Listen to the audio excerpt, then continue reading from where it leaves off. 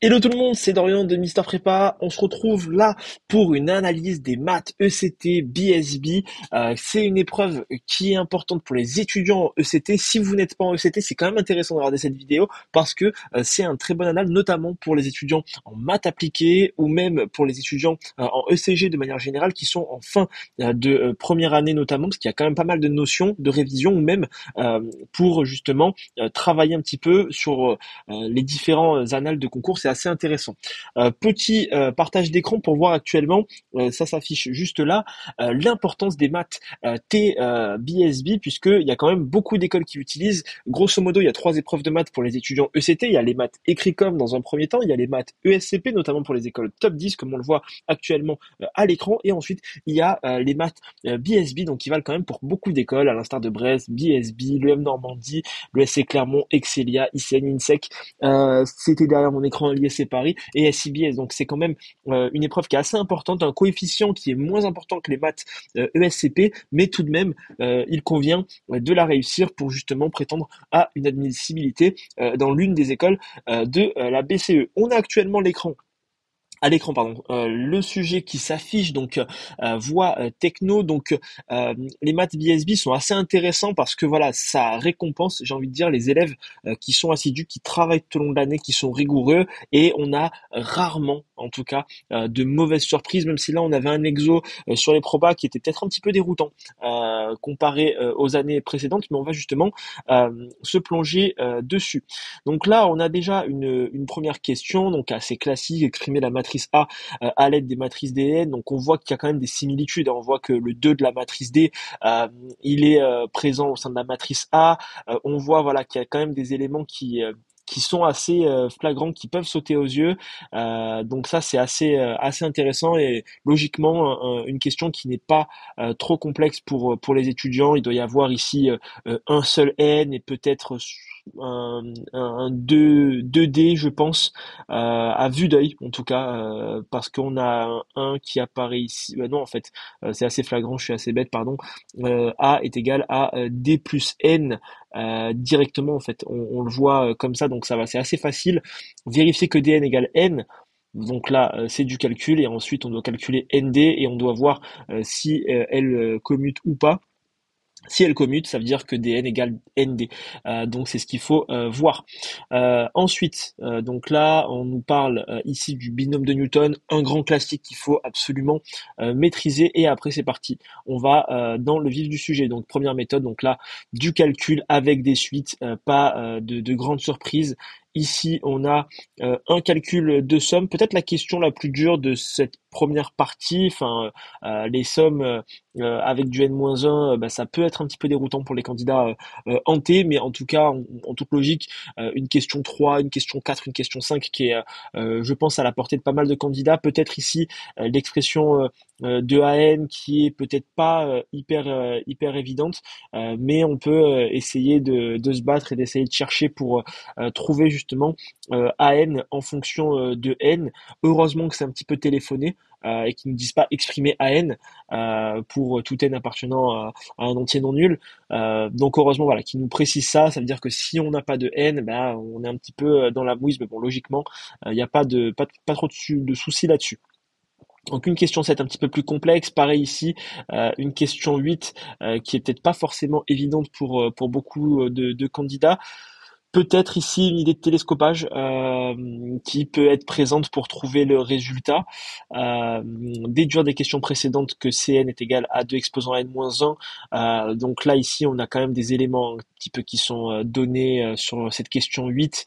On a ici un 2 exposant k qui est présent au sein de la question 7. Donc on voit voilà, qu'il y a quand même des choses un petit peu à faire par rapport à ça, sachant ici que on nous a donné plus haut, Cn plus 1 moins Cn est égal à 2n. Donc ce qui veut dire que on a Cn qui est égal à Cn plus 1 moins 2n. Donc peut-être qu'ici, il va y avoir un intérêt à travailler là-dessus, avec derrière pardon, un match au niveau de la question 7 et 8. On voit qu'il y a des similitudes et que c'est une question qui peut être abordée même si on n'a pas traité la question 7 et la question 8 parce qu'on a les résultats ici qui nous sont donnés. Démontrer par récurrence que Bn est égal à n plus 1 moins 2n. Donc là, voilà, c'est assez simple. On a le Bn plus 1 qui est donné, on a Cn qui nous est donné. Donc ici, encore une fois, il faut se battre. Même si on n'y arrive pas à démontrer, il faut faire le mécanisme, l'initialisation, faire au moins un début d'hérédité pour essayer de gratter des points. Encore une fois, on le dira jamais assez, mais en maths, c'est essentiel de gratter un maximum de points, d'aller chercher des points sur différentes questions. Donc on admet qu'il existe trois suites, donc UN, Vn et Wn tel que An est égal à ça, et du coup on doit ici donner les valeurs donc de U1, V1 et W1. Ici encore une fois assez facile, hein. On a A1, on a les informations qui sont un petit peu plus haut sur la matrice A, donc là logiquement il ne doit pas y avoir de difficulté. Et après derrière donc calculer A fois An. Pourquoi A fois An? Parce que ça va nous donner An plus 1. Et de facto, étant donné qu'on va avoir à n plus 1, on voit peut-être ici qu'il va y avoir un élément intéressant à faire euh, par rapport à peut-être une récurrence ou peut-être avoir justement les termes UN plus 1 qui peuvent être exprimés par rapport à d'autres éléments ici. Donc ça peut nous donner des éléments ici intéressants et notamment ici le fait que UN est égal à AN, VN est égal à BN et WN est égal à CN. Qu'on a déjà introduit un petit peu plus haut. En tout cas, ici, il y a des éléments qui peuvent être assez évidents. En déduire une expression de AN en explicitant ses coefficients de N, donc là, il suffira logiquement de remplacer, hein. Si on a Wn égale Cn, on sait que Cn nous est donné un petit peu plus haut 2n moins 1, Bn nous est donné également avec n plus 1 moins 2n, et ensuite le dernier, c'était quoi qu'on nous a introduit, c'est le An. Le An, on a dû exprimer le terme, voilà, question 6, on a dû exprimer An en fonction de n, donc si on n'a pas traité cette question 6, malheureusement c'est complexe pour cette question 13, mais encore une fois, c'est pas grave. On a Cn, on a Bn, on montre au correcteur qu'on a compris. Même si on va pas avoir tous les points, on montre quand même qu'on a compris le mécanisme. Et ça peut être ici intéressant de mettre AN en disant nous avons exprimé, enfin selon la question 6, le terme AN voilà, découle de la réponse de cette question-là. Même si vous l'avez pas traité, vous montrez que vous avez une bonne lecture du sujet et ça sera forcément valorisé, pardon, fortement pas sûr, mais ça sera valorisé. C'est toujours des points à prendre et ça sera pas zéro. On passe ensuite, donc du coup, pour le coup ici, pas de grande difficulté, peut-être le calcul de somme, mais sinon pas de grande difficulté. Il faut vraiment bien analyser le sujet. Il n'y a pas je dirais, d'éléments un petit peu superflus qui peuvent paraître un peu complexes. Et ça nous amène ici vers la seconde méthode, donc démontrer que 0 n'est pas valeur propre de la matrice A. Donc là, ici, il peut y avoir peut-être une démonstration par la... Ah ben non, euh, A c'est une matrice triangulaire supérieure, méthode je dirais théorème de Cour. Étant donné que A est une matrice triangulaire supérieure, les coefficients diagonaux sont valeur propre de A. Donc ici en l'occurrence, on a, si je dis pas de bêtises et si je remonte pardon sur la matrice A, on a 1, 1 et 2. Donc 1, 1 et 2 sont valeur propre de A, donc le spectre ici de A, c'est 1, 2. Donc 0 n'est pas valeur propre, et là ici, c'est une question de cours. Donc vous voyez, même avec 5-6 ans après ma prépa, je me souviens encore de ça, donc ça m'a quand même marqué. On pose donc W1 moins 1 moins 1, et après ici, l'enjeu forcément, c'est potentiellement un vecteur propre associé à l'une des deux valeurs propres de A. Sachant qu'ici, encore une fois, on a les valeurs propres de A, hein, c'est 1 et 2. Voilà, montrer que 1 est valeur propre de A et déterminer un vecteur propre associé. Donc là, le W1 moins 1, 1 moins 1 moins 1, il y a de fortes chances que la valeur propre de A, ici, ce soit 2. Probablement, si ici on nous demande un vecteur propre associé et que c'est à 1, étant donné que le spectre de A c'est 1, 2, c'est intéressant. Et si dès la question 14 vous montrez au correcteur que vous avez compris ça, que le spectre de A c'est 1, 2, que du coup la question W, si on tombe pas sur 2, c'est un peu bizarre, mais que du coup on sait sur quoi on va tomber, et ça montre en fait voilà que vous anticipez le sujet, et forcément là pour le coup ce sera fortement valorisé. Ça montre au correcteur que vous avez vraiment je dirais pris la main, vous avez la maîtrise sur le sujet, et c'est vraiment positif. Donc on pose P, cette matrice là, on calcule P2, calcul matriciel pas complexe, en déduire que P est inversible et donner son inverse. Donc ici, pareil, matrice triangulaire supérieure. Ici, peut-être méthode du pivot de Gauss, en tout cas, Gauss-Jordan, qui en tout cas est pas du tout déconnant ici. Après, tout dépend du résultat qu'on a de P2, mais logiquement, ça doit être ça. Donc, on note S est égal à P à P et M, cette matrice, montrer que S égale D plus M. Donc, D, on l'avait plus haut, donc pas de difficulté ici par rapport à ça. On doit exprimer DK en fonction de K. Euh, Ici, qu'est-ce qui peut bien y avoir d'intéressant? Soit K, je l'ai... Alors, exprimer DK en fonction de K. Sachant que DK, donc, ok. Donc DK, ce qu'il faut faire ici, donc c'est, on reprend notre matrice D. Ici, donc on met DK, donc ce qui fait qu'on a un K sur tous les coefficients ici. Donc étant donné que c'est une matrice avec donc 1, 0, 0, 0, 1, 0, 0, 0, 2, en fait on va avoir que, enfin rien ne va changer et on va avoir que en fait DK est égal à 1K, 0K, 0K, 0K, etc. Donc finalement notre matrice DK, ça va être uniquement le 2 exposant K qui sera présent. Donc pas de difficulté ici, j'avais pas tilté au début, calculer M2, donc M2, logiquement à vue d'œil, c'est une matrice nilpotente, hein. Ça se voit au vu de la structure. Donc matrice nilpotente, donc logiquement on va avoir un M2 qui est égal à 0. Et après, on doit en déduire pour tout cas supérieur ou égal à 2 la matrice K. La matrice K est égale à 0, en toute logique.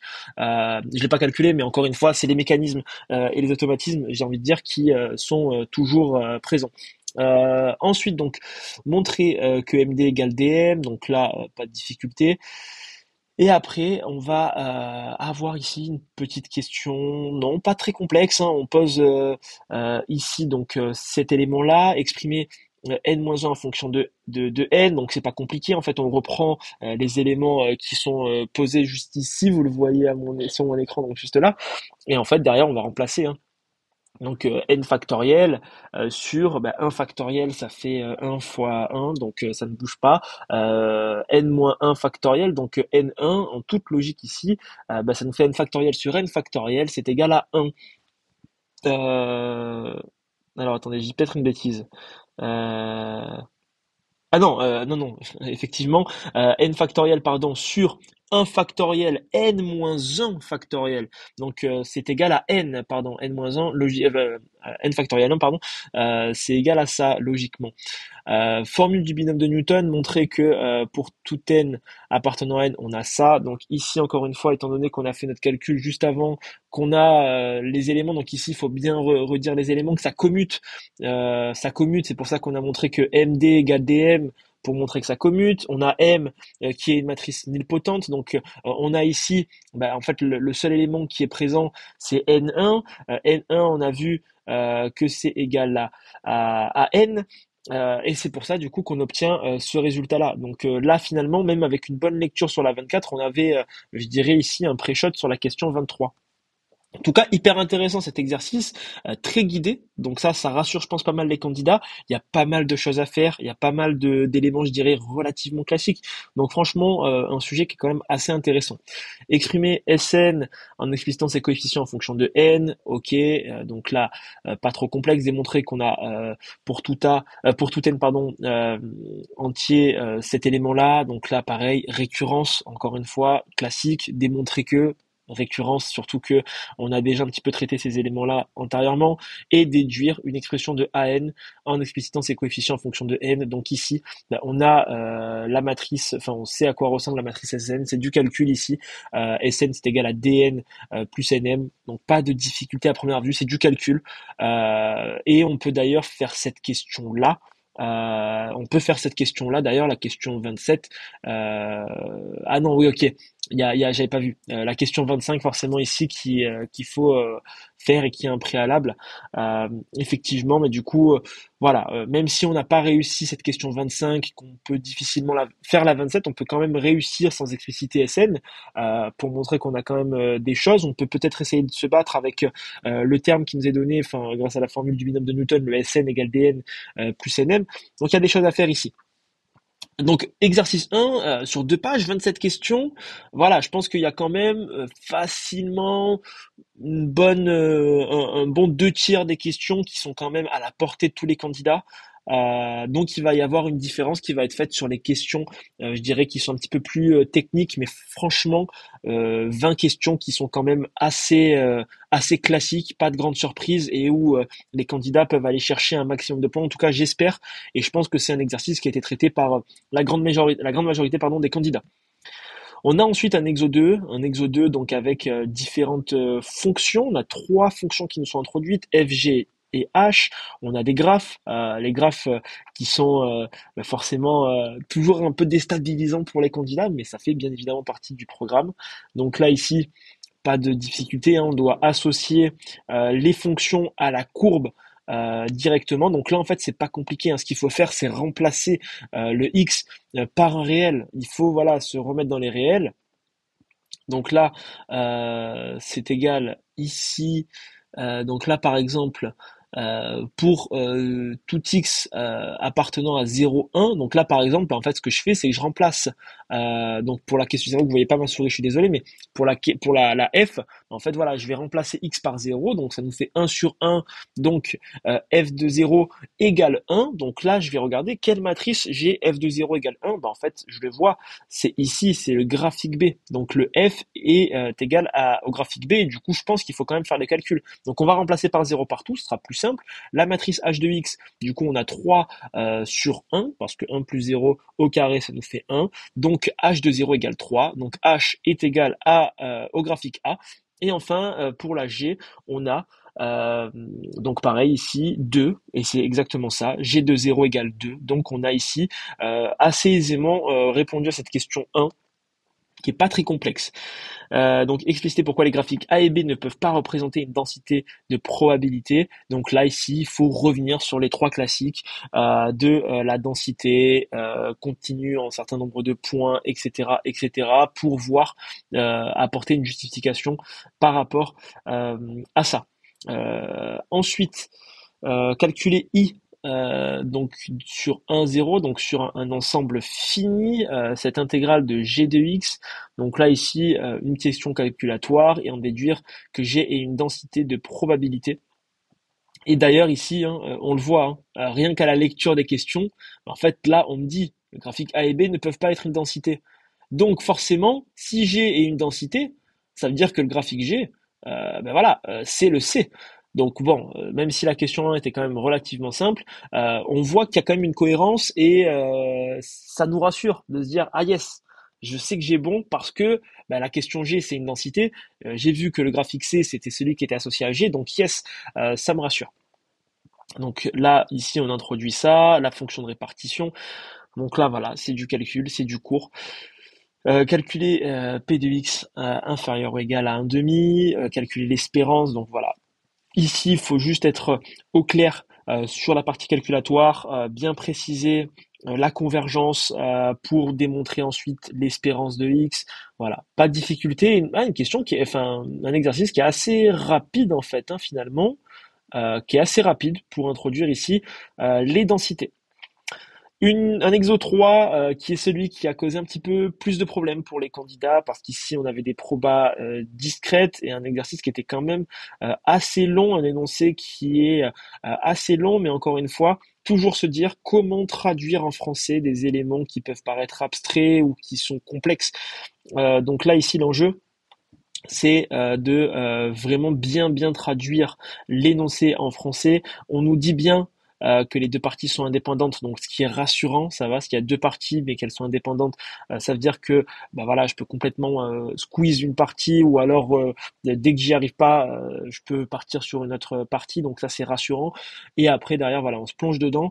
Donc là, il faut lire, comme j'ai dit, traduire, et après il y a des éléments qui sont quand même assez intéressants. Euh, donc là, assez classique.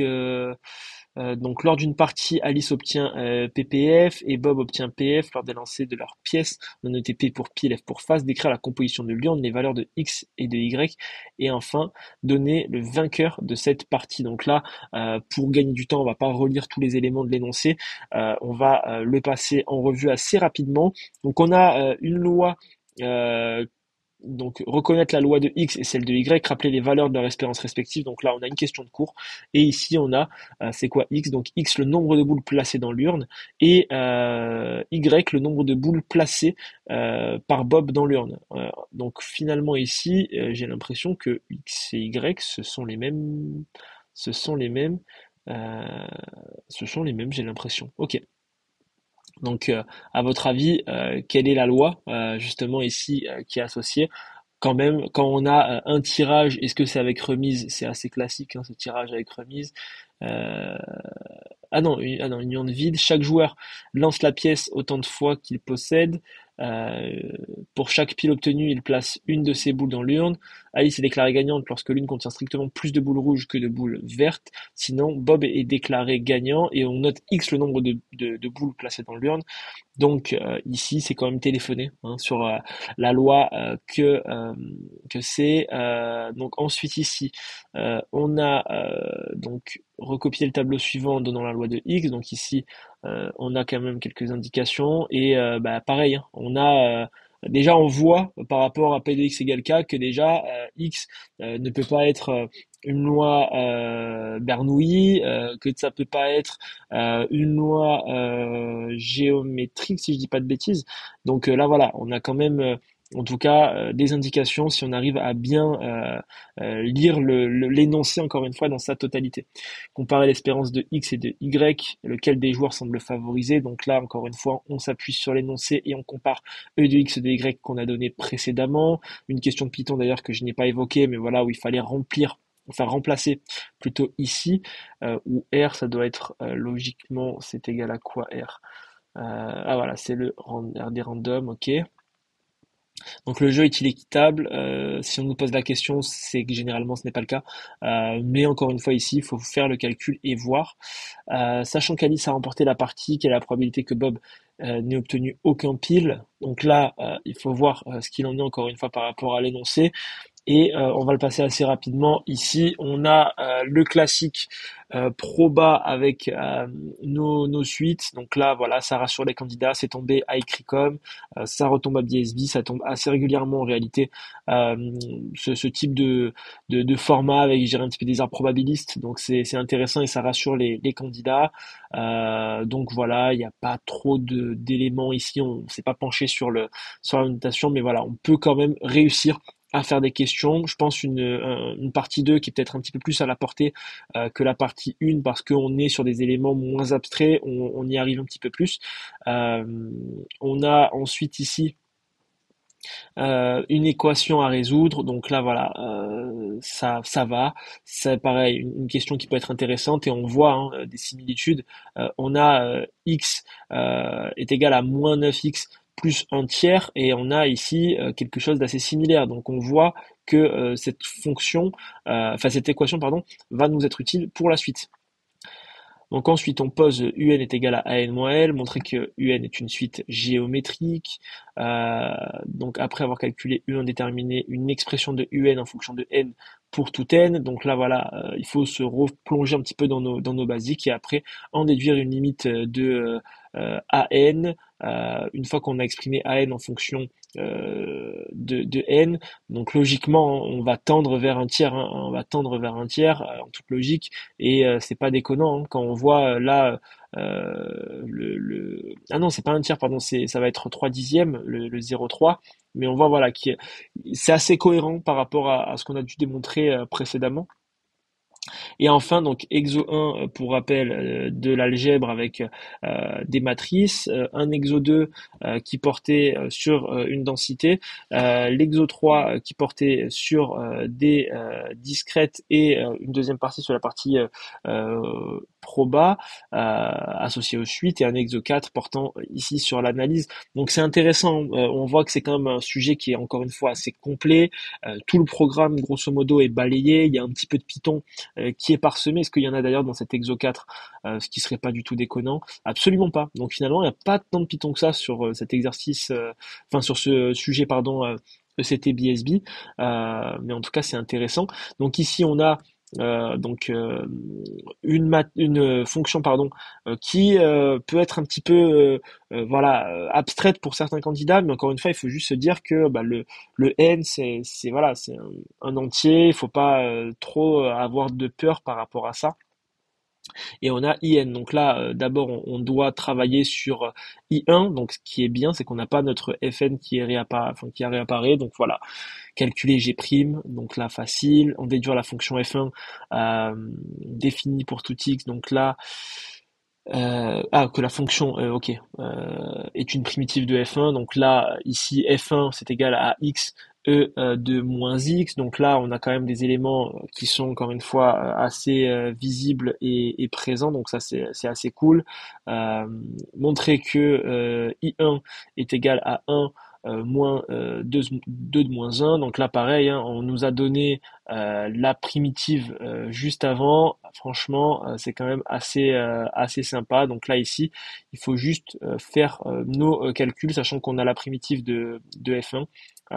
Donc il y a quand même des choses à faire. Grosso modo ici, si je dis pas de bêtises, ça va être F1 de 1 moins F1 de 0. Donc là, si on le calcule rapidement, ça nous fait moins 1 E de moins 1, donc moins 1 E de moins 1, et ensuite si on est avec 0, euh, ça nous fera 0, euh, ok, ça va nous faire 1, parce que E de 0 est égal à 1, donc c'est bien ça en fait, hein. Euh, on a ici, on retrouve ici, ouais, c'est ça, hein, le 1 avec le E de 0 pour la partie F1 de 0, et après notre 1 ici qui nous permet de retomber un petit peu sur F1 de 1, pardon, qui nous permet d'obtenir E de le 1, et ok. Donc oui, ça va, une question ici qui a apporté. Encore une fois, voilà, il fallait juste remplacer et bien connaître sa formule. Donc F1 de 1 moins F1 de 0. Pas se tromper, et en plus de ça, on avait l'exo. Donc ici, étude de F2 de X, donc là les limites, ok, pas trop de difficultés, la dérivée de F2, ok, bah sympa, en plus il nous donne la dérivée et ce sur quoi on doit tomber, donc ici pareil avec la méthode entre guillemets bricolage, on peut retomber sur nos baskets, c'est assez cool. Ici on va faire un encadrement, donc là ça va, pas trop de difficultés à l'aide d'une intégration par partie. Donc là, pareil, très très bonne rédaction à avoir sur l'IPP. En déduire la valeur de I2, ok.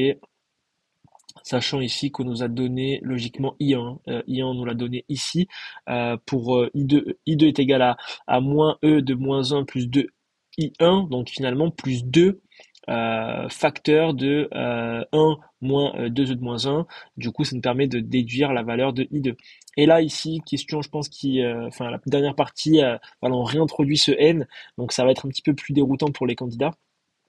Mais ici, on a donc les éléments, on nous rappelle le n factoriel ici, à quoi il sert. Calculer i0, donc là ça va. Montrer à l'aide d'une intégration par partie qu'on a ça. Honnêtement ici, bah là on le voit, récurrence dans l'hérédité, on va devoir faire une IPP. Mais voilà, il faut bien penser à faire la récurrence pour cette question-là, en déduire qu'on a ces éléments-là.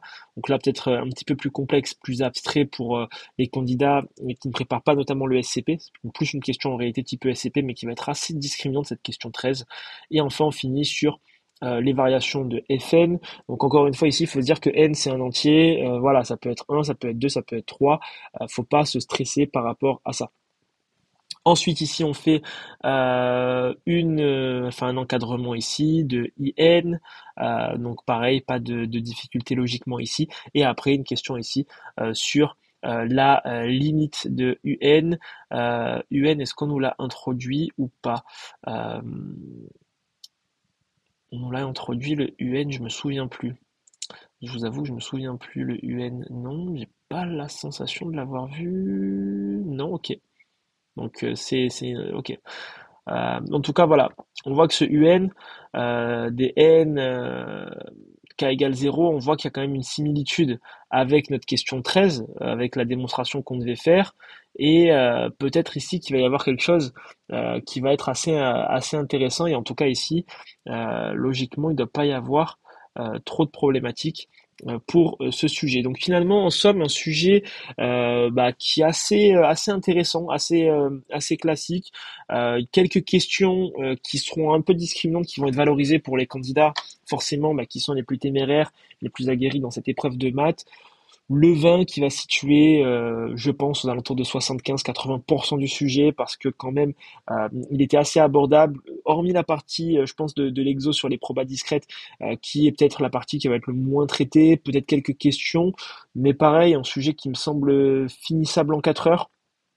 En tout cas, voilà, pour les étudiants qui sont bien entraînés, qui ont les bons automatismes.